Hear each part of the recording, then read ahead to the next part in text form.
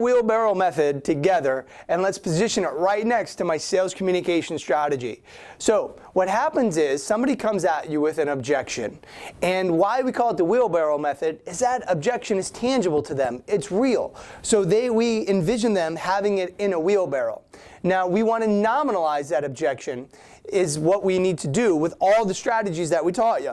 Now remember, there's 4 objections to everything. I don't have time, I don't have money, I just don't trust you, or I trust you, but this will not work for me.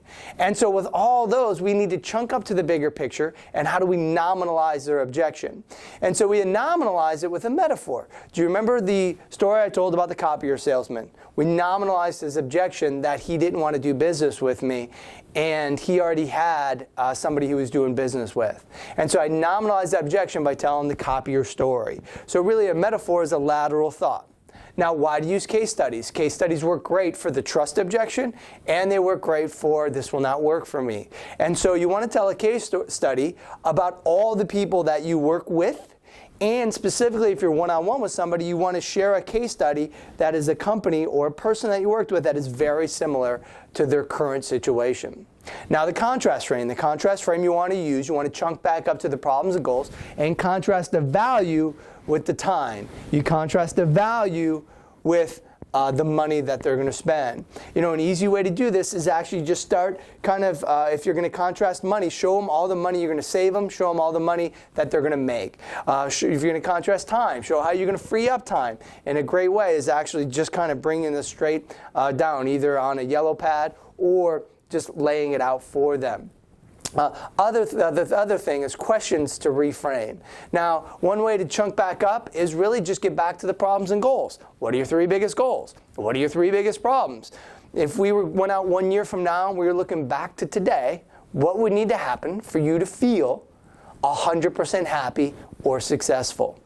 And so these will help you chunk back up and get them into the problem and goal mind space rather than chunk down in the details. In the details, there's no solution.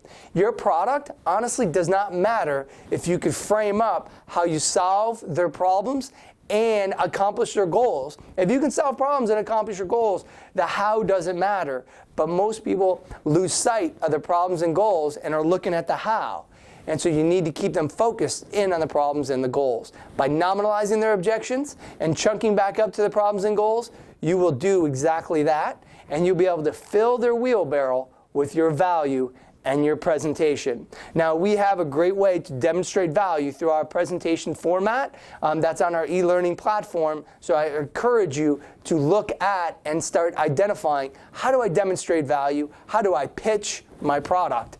And so right now is nominalize objections. You got to nominalize the objection that's in their wheelbarrow and fill their wheelbarrow with your value. And that's truly how you'll become a master at handling the objections and closing sales.